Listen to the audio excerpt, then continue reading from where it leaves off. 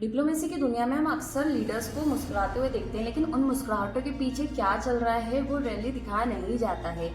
नेपाल के PM Balen Shah India आ रहे हैं दोस्ती, डील और बड़े बड़े प्रोमिसेस के साथ, लेकिन बालेन शाह ने आते ही राष्ट्रवाद को पुश किया और उसका सबसे बड़ा इम्पैक्ट उन गरीब परिवारों पर पड़ा है जो इंडिया नेपाल बॉर्डर पर छोटा मोटा सामान लाकर अपना घर चलाते थे। अब रूल ये है कि जो भी नेपाली सिटीजन इंडिया से 100 रुपये से ज़्यादा का राशन लेगा उसे टैक्स पे करना पड़ेगा।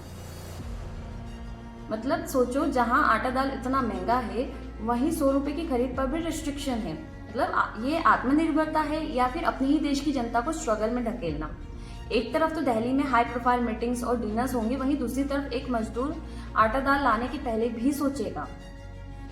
मतलब ये कैसी डिप्लोमेसी है कि आपको इंडिया से इलेक्ट्रिसिटी भी चाहिए, ट्रेड डील भी चाहिए, लेकिन इंडिया से आने वाली बेसिक चीजों पर आप टैक्स लगाएंगे, वो भी ऐसा चिंदी चोरी जैसा।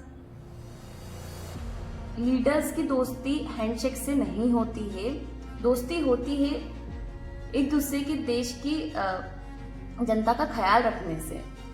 अब सोचिए, जहाँ 100 रुपए का टैक्स ही लोगों के बीच दीवार बन रहा है, वहाँ ये विजिट कोई काम की नहीं है, ये सिर्फ दिखावा बनकर रह जाएगी। यंग लीडर से एक्सपेक्टेशंस कुछ ज़्यादा थी, लेकिन उनका डिसीजन देखकर लग रहा है कि स्टोरी तो कुछ और ही है।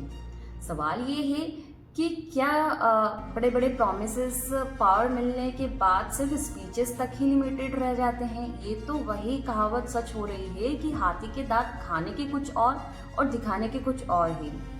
आपको क्या लगता है, ये डिसीजन सही है या गलत है? कमेंट सेक्शन में अपनी राय जरूर बताओ और ऐसी ही डेली अपडेट के लिए चैनल को फॉलो एंड सब्सक्राइब करो। Thank you.